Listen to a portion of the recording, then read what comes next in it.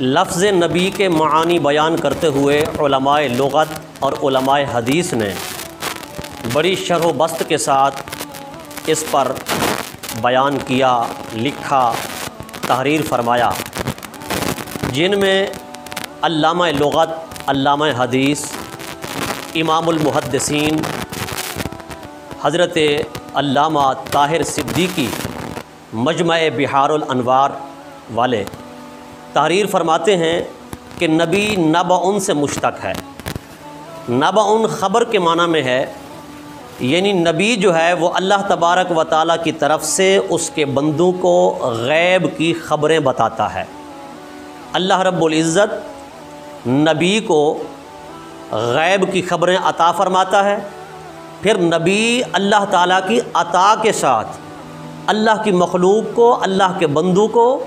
انہی غیب کی خبروں کی اطلاع دیتا ہے، غیب کی خبروں کی اطلاع دے کر انہیں بتاتا ہے کہ اللہ تبارک و تعالیٰ کی طرف سے یہ خبریں آئی ہیں، یہ واقعات آئے ہیں، یہ احکامات آئے ہیں۔ گویا کہ نبی کا معنی ہے غیب کی خبریں دینے والا۔ اسی طرح امام جمال الدین مصری رحمۃ اللہ تعالیٰ علیہ بھی بیان کرتے ہوئے فرماتے ہیں کہ نبی نبأ سے مشتق ہے۔ نبأ کا معنی ہے خبر دینا، چونکہ نبی جو ہے اللہ کی طرف سے اس کے بندوں کو غیب کی خبر دیتا ہے۔ اور امام ابو الفاضل قاضی ایاز مالکی رحمۃ اللہ تعالیٰ علیہ شفا شریف میں فرماتے ہیں النبوۃ ہی الاطلاع علی الغیب، کہ نبی نبوت سے مشتق ہے، اور نبوت کا معنی ہے اطلاع علی الغیب، یعنی غیب پر خبردار کرنا، غیب پر مطلع کرنا، چونکہ اللہ تبارک و تعالیٰ اپنے نبیوں کو غیب پر مطلع فرماتا ہے، غیب کی خبریں عطا فرماتا ہے۔ یہی وجہ ہے کہ نبیوں میں حضرت سیدنا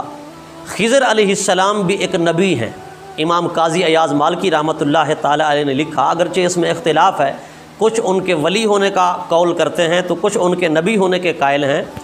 وہ فرماتے ہیں کہ حضرت خضر علیہ السلام نبی ہیں۔ حضرت سیدنا عبداللہ ابن عباس رضی اللہ تعالیٰ عنہما سے ان کے حوالے سے منقول و مروی ہے، وہ فرماتے ہیں کانا رجلا یعلم علم الغیب، کہ حضرت خضر علیہ السلام ایک ایسے مرد تھے جو علم غیب رکھتے تھے، علم غیب جانتے تھے۔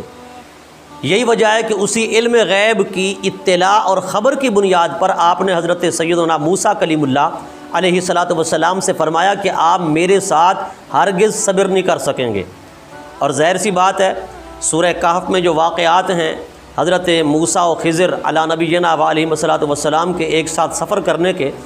تو ویسا ہی ہوا جیسے حضرت خضر علیہ السلام نے فرمایا تھا، جیسے آپ نے اشارہ کیا تھا، یعنی ایک کام بعد میں ہونے والا تھا، آپ نے پہلے اس کی اطلاع دے دی۔ اور حضرت ابن عباس کے بقول کہ آپ علم غیب جانتے تھے۔ اسی طرح شرح التجرید والے نے لکھا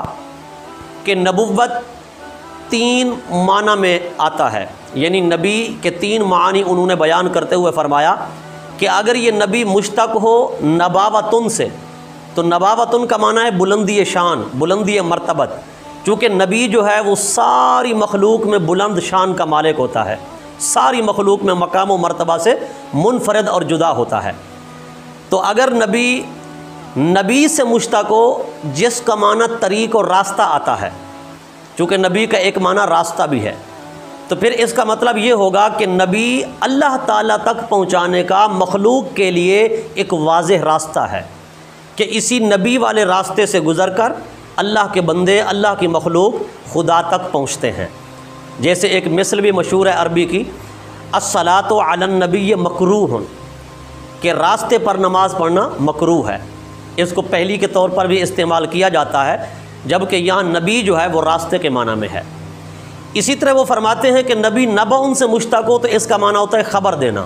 یعنی غیب کی خبر دینا، چونکہ نبی اللہ سے خبریں لے کر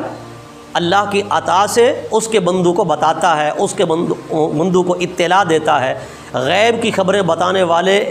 شخص کو ہی نبی کہتے ہیں۔ لہٰذا اس پوری وضاحت سے 3 باتیں معلوم ہو گئیں پوری وضاحت و صراحت کے ساتھ۔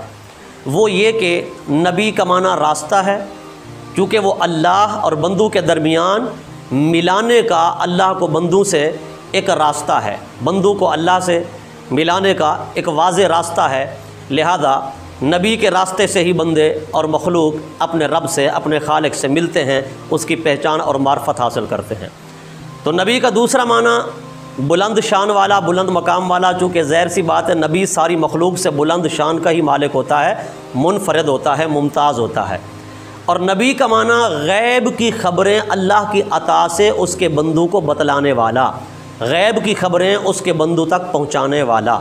لہذا اسی لیے اعلیٰ حضرت امام اہل سنت الشاہ امام احمد رضا خان فاضل بریلوی رضی اللہ تعالیٰ عنہ نے نبی کی شان کے لائق جہاں بھی قرآن کریم میں نبی کا لفظ آیا ہے تو انہوں نے نیچے یہی ترجمہ کیا ہے کہ غیب کی خبریں دینے والے،